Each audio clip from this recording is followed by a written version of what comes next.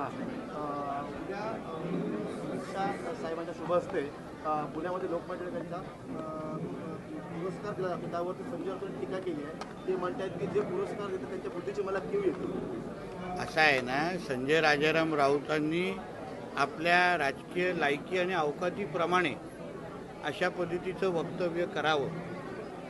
त्याला ज्याच्या पक्षाच्या आज महाराष्ट्राच्या राजकारणामध्ये अस्तित्व राहिलेलं नाही आहे, जो बाळासाहेब ठाकरेंचा आणि उद्धव ठाकरेजींचा झाला नाही, त्यांनी काय एवढ्या आमच्या देशाच्या गृहमंत्र्यांवर बोलण्याची हिंमत पण करू नये.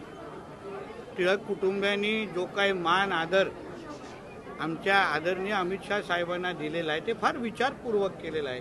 कुठे टिळक कुटुंबाची उंची आणि कुठे ह्या भांडूपच्या देवानाची सारख्या तीनपाट माणसाची लायकी, त्याप्रमाणे विचार करून ह्यापुढे संजय राजाराम राऊंनी बोलावं. जंतर मंतरवरती मुलांवरती लाठीचार झाला आहे, त्याचा निषेध करत उद्या काँग्रेस जे आहे ते अमित शहांच्या दौऱ्याला विरोध करणार आहे. असं आहे की त्या जे काही तिथे जे काही लाठी हल्ला म्हणा, जे काही एकंदरीत तिथे क्राऊड किंवा गर्दी कंट्रोल करण्याच्या दृष्टिकोनातून जे काही करायचं होतं त्या पद्धतीचं ती परिस्थिती हाताळण्याच्या दृष्टिकोनातून पावलं उचललेलं आहे. आता काँग्रेस पक्षाला कुठल्याही परिस्थितीमध्ये चुकाच काढायच्या आहेत.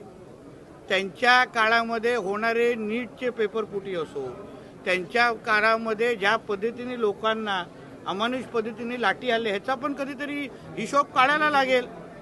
वैयक्तिक द्वेष ज्या पद्धतीने राहुल गांधीजी लोकसभेमध्ये भाषण करतायत, राजकारणापलीकडे जाऊन वैयक्तिक द्वेष दाखवण्याचं जे काम करत आहे, त्याच्यामुळे त्यांच्या काँग्रेस पक्षातून अजून काही वेगळी अपेक्षा नाही आहे.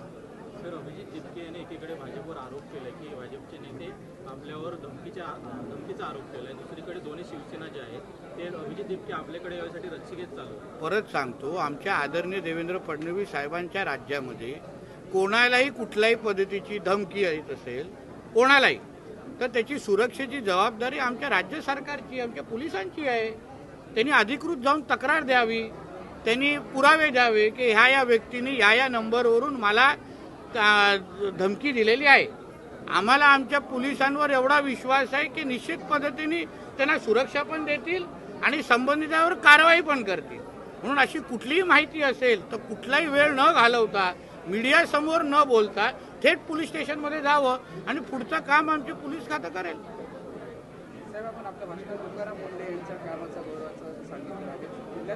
अशा पद्धतीचे काम नाही, माझं म्हणणं आहे की तुकाराम मुंडे जी वेगळं काहीच करत नाहीये, कायद्याचं पालन करतायत, नियमाचं पालन करतायत आणि तसं करणारे असंख्य अधिकारी महाराष्ट्रामध्ये आहेत आणि तेच शासन म्हणून, मंत्री म्हणून, राज्याचे प्रमुख म्हणून देवेंद्र फडणवीसजींना तेच अभिप्रेत आहे की प्रत्येकाने तुकाराम मुंडेजी जे काही GR वाचतात आणि अंमलबजावणी करतात, कायद्याचं पालन करतात, तसं प्रत्येक जिल्ह्यामध्ये काम करणारे असंख्य चांगले अधिकारी आहेत.